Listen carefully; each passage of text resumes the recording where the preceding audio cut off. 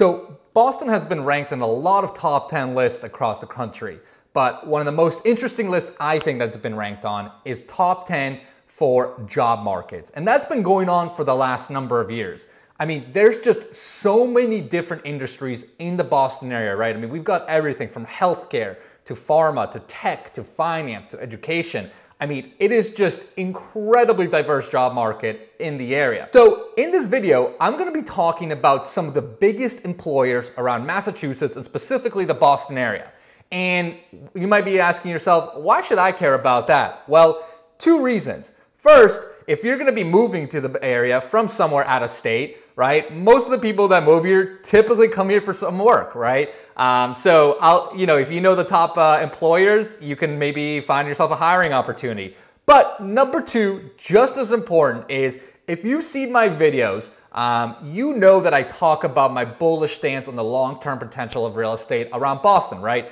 I think if you buy any real estate and sit on it for at least 3 to 5 years within the Boston area, it's going to be very, very hard for you to lose. I mean, you really have to screw up to lose money here. So by knowing these top employers, you'll see why I think the job market and the economy is so strong in Boston and why I think that the market here is just super resilient. So whatever happens nationally in different states with coronavirus or not, there's just way too many industries from all different types of sectors, which I think will continue to help keep jobs in Boston and hence continue to keep real estate values. So if you're gonna be buying a house, that's something for you to know. But before I talk about these different employers and these different industries, wanted to introduce myself. My name is Lior and I am a real estate agent out of Boston. And what that means is I help people both buy and sell real estate all around the area. So if you're thinking about making any move, whether you're buying, selling, investing, moving out of state, whatever it is, I get so many calls from you guys watching my videos and I absolutely love it. So if you're thinking about doing anything, hit me up on email, text, call, whatever it is, and I will definitely help you out. And if this is your first time on my channel, make sure to smash that subscribe button. It helps me a ton and helps me put out more videos for you guys to educate you about the Boston real estate market. So with that, grab a notepad and let's get at it.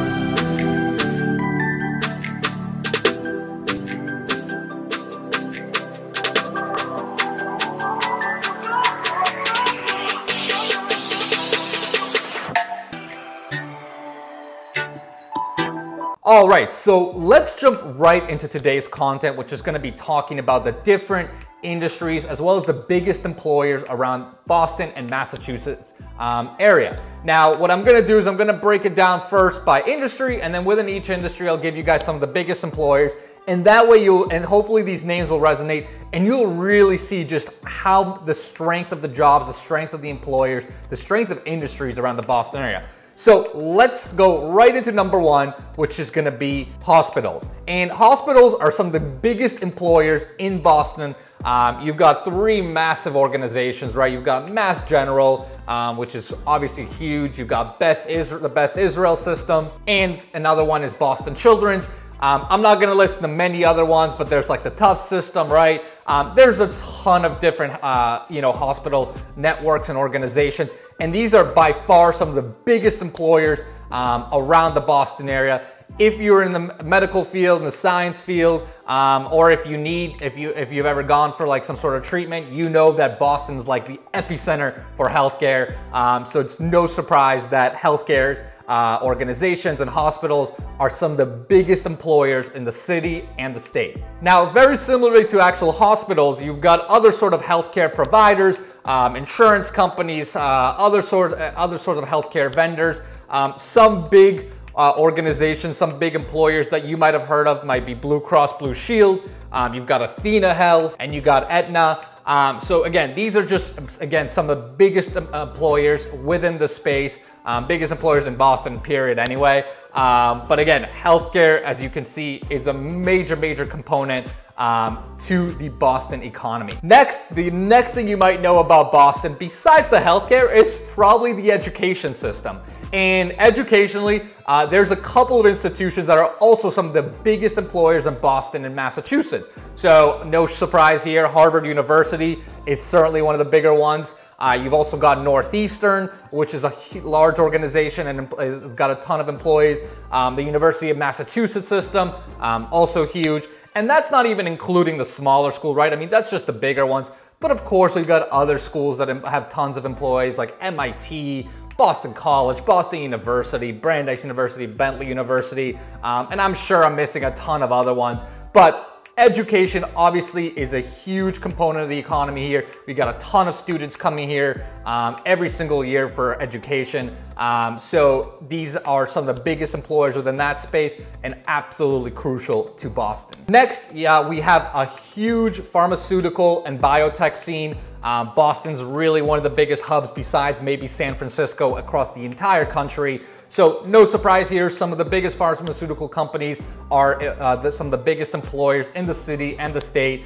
Some names you've probably heard of: Pfizer, Amgen, Novartis, Takeda, and even in other sorts of medical device and medical suppliers like Boston Scientific, Thermo Fisher. I mean, the list goes on, but certainly biotech, pharmaceuticals, medical devices, medical suppliers.